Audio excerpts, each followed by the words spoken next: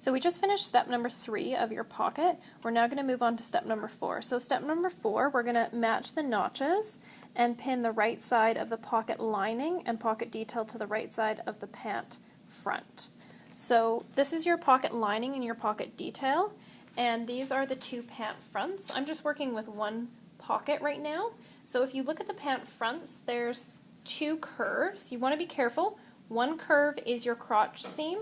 The other curve is your side seam where your pocket's going to go. So the crotch seam has a notch right here on this curved edge. The pocket edge does not have a notch. So you're working on the side without the notch on the curve. So this one is not going to work on this side. It only works on this side. So we're going to come over to this side, and we're matching the right side of the fabric to the right side of the pocket lining, and we're matching the curve here, and then again that's the curve without the notch. And you know you've done this step right when your notches at the top of your pocket lining match with the notch on the pant, and same thing with the side notches.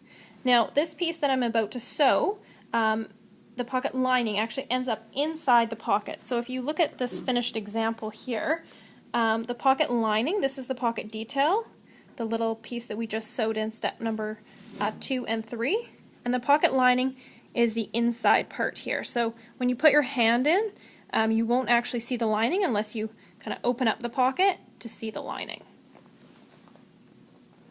So our next step is to pin, and we're going to pin making sure that again our raw edges are matching. So the raw edges are matching here, here, and across the top.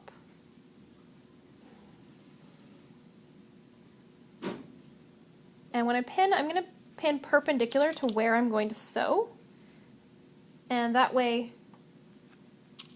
it's easy to take out the pins as I'm sewing, and I also am not likely to run over a pin. Alright, so this next step we're going to go to the sewing machine, and we're going to make sure, oh, right there, it's just tucked a little bit. Make sure your knit is not curling when you pin it. So it's probably a good idea to check the back side as well. So that's nice and flat. We have our top notches matching. We have our side seam notches matching here. And we're going to go to the machine now, and we're going to stitch just like how you stitched before. This time it's no longer going to be a basting stitch. You're going to turn it the stitch length dial to 2.5. And this is going to be a permanent stitch. So again, we're going to follow the 3/8 line, or in this case I already have the 3/8 line on my fabric, so I can stitch right on top of the basting. I am going to reverse. I reverse here because I want this stitch to stay in. This is going to be permanent now.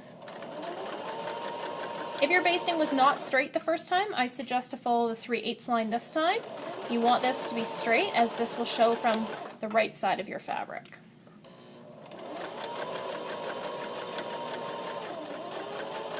And again at the end, do your reverse stitch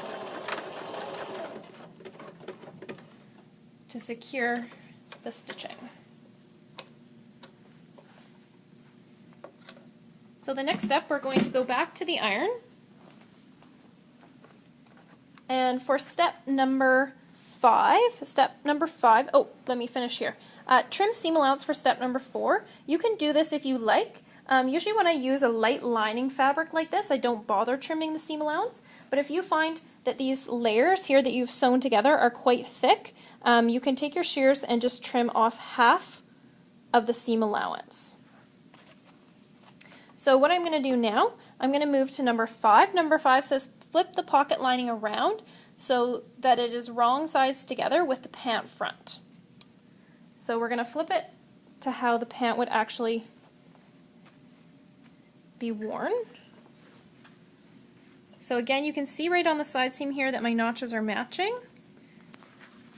And it is a curve, so that's why it's not lying flat yet. We're going to do a little bit of pressing to get it to lie a little bit flatter. Another thing that you can see here, I have not quite matched my top. I could have done a better job here. These should be in line. So then it says press the pant front and pocket lining towards the seam allowance with the pocket detail standing up between them. So we can press from the right or the wrong side here. I'm going to press from the wrong side first.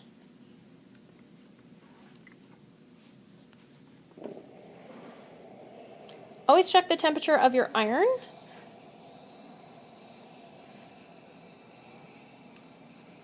So I'm just using the tip of the iron and I'm going along and I'm pressing just where the lining piece and the pocket detail touch. And I know from the right side I'm going to have to give it a nice press from the right side as well.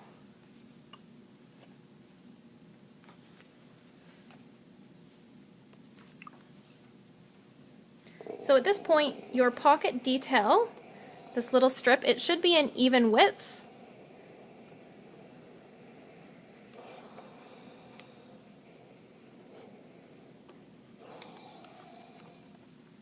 So that wraps up step number 5.